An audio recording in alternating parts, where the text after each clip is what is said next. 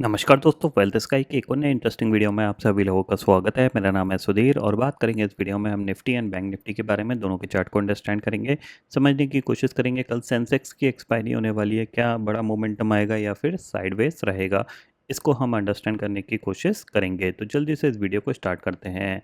Video start करने से पहले सबसे पहले अगर हम बात करें तो प्योरली आज का मार्केट पूरा साइडवेज था। यहाँ पे कह सकते हैं कि एक सपोर्ट एरिया से बाउंस करके मार्केट अपने आप को अपर लेवल पे होल्ड कर रहा है। अगर डे चार्ट पे देखोगे तो यहाँ पे एक कह सकते हैं एक रिकवरी के यहाँ पे साइन दिख रहे हैं क्लियरली, और बिकॉज ऑफ प्राइस एक्शन जो बना हुआ है मार्केट का वो पॉजिटिव बना हुआ है। तो कोई यहाँ पे कह सकते हैं कि ऐसे कोई टेंशन लेने वाली तो बात नहीं है। यहाँ से मार्केट ऊपर जाने की कोशिश करेगा, ठीक है। अब शॉर्टर टाइम फ्रेम के हिसाब से अगर आप देखोगे तो 15 मिनट टाइम फ्रेम में हमें क्या दिख रहा है, क्लियरली एक नैरो रेंज में कंसोलिडेशन हुआ है, ठीक है। नैरो रेंज में कंसोलिडेशन हुआ है, ये अच्छी बात है क्योंकि कंसोलिडेशन के बाद एक बड़ा मूवमेंट आता है। अगर कल भी ये इसी रेंज के अंदर टाइम पास कर जाएगा, चांसेस वेरी हाई कि वेडनेसडे या फिर निफ्टी की एक्सपायरी में एक ऊपर की तरफ मूवमेंट आ सकता है, ठीक है। अब अगर ऑप्शन चेन डाटा को देखोगे आप तो यहाँ पे हमें देखने को मिलेगा कि 24,400 की पुट पे करीब 69 लाख का ओपन इंटरेस्ट यहाँ पे बना हुआ है। कॉल राइटर नीचे की तरफ शिफ्ट नहीं हुए हैं और 25,400 की कॉल पे 42 लाख का ओपन इंटरेस्ट यहाँ पे बना हुआ है।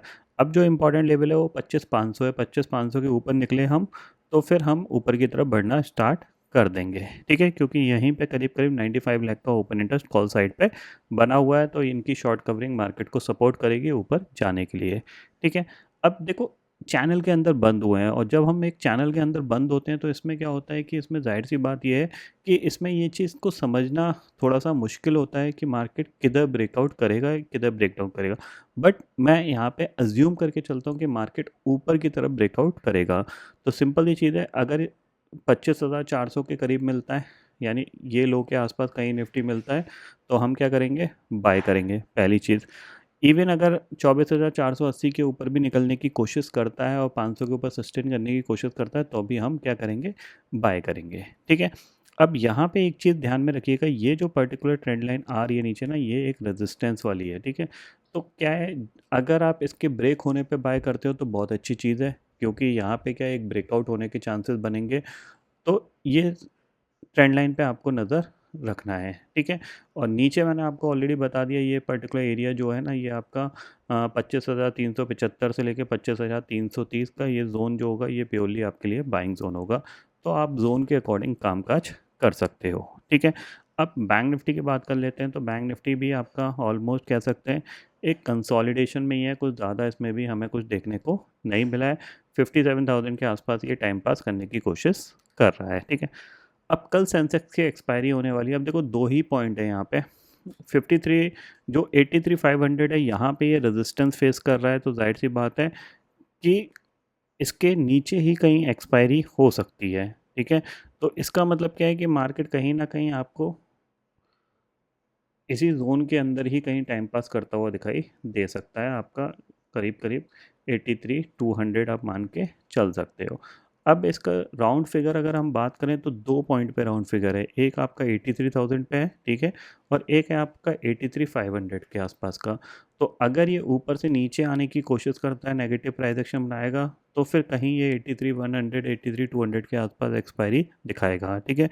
और अगर इसी जोन में कहीं कामकाज करता रहा ये, तो फिर ये यहीं कहीं 83,300 83,400, मतलब क्योंकि रेंज बाउंड है तो यहाँ पे प्रेडिक्ट करना बहुत मुश्किल है कि एग्जैक्ट ये किधर एक्सपायरी करेगा। क्योंकि जब एक राउंड फिगर में रेंज बाउंड में जब मार्केट रहता है ना, तो उसको समझना थोड़ा सा मुश्किल होता है कि किधर की साइड ये मूवमेंट करेगा। ये सिर्फ अजम्पशन लगा सकता है कोई बंदा कि अगर ऊपर ब्रेक करेगा तो ऊपर की साइड पे ही वो प्ले करे, मतलब किसी भी एक साइड पे प्ले करने की कोशिश करिएगा, ठीक है।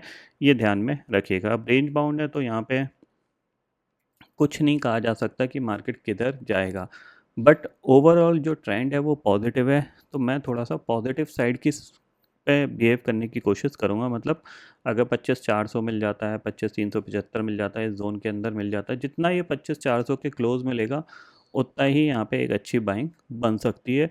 और रेजिस्टेंस के तौर पे आपके पास जो लेवल है वो आपका 25,500 और 510 का जो जोन है, ये आपके लिए एक रेजिस्टेंस का काम करेगा। सिंपल सी चीज़ ये है।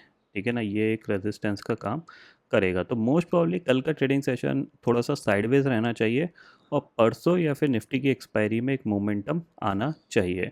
तो अगर कल ये साइडवेज निकल जाता है या फिर यहीं कहीं क्लोज दे देता है तो फिर हम अगले 2 दिन के लिए प्रिपेयर रहेंगे, उसमें एक अच्छा मूवमेंट हमें देखने को मिल सकता है, ये ध्यान में रखिएगा। ठीक है, बाकी ग्लोबल मार्केट कह सकते हैं यहाँ पे भी एक कंसोलिडेशन चल रहा है। अगर हम इंडेक्स फ्यूचर्स में जाते हैं तो डाउ फ्यूचर करीब करीब आपका 20 पॉइंट नेगेटिव है, नैस्डैक फ्यूचर 90 पॉइंट नेगेटिव दिख रहा है। एक अच्छे रनर अप के बाद ग्लोबल मार्केट भी कंसोलिडेशन कर रहे हैं। ठीक है, हमारे मार्केट के लिए अच्छी चीज़ है कि मार्केट जो हमारा एक ब्रेकआउट लेवल था 25,300 उसको होल्ड करके बैठा हुआ है, उसके नीचे नहीं गया। जब तक उसके नीचे नहीं जाएगा मार्केट पॉजिटिव है, आप पॉजिटिव साइड के सेटअप को ढूंढते रहिएगा। अगर आपको मिलता है तो डेफिनेटली आप ट्रेड कर सकते हो, क्योंकि रेंज बाउंड में है तो 40-50 पॉइंट ही आपको स्पॉट पे मतलब मिल सकते हैं।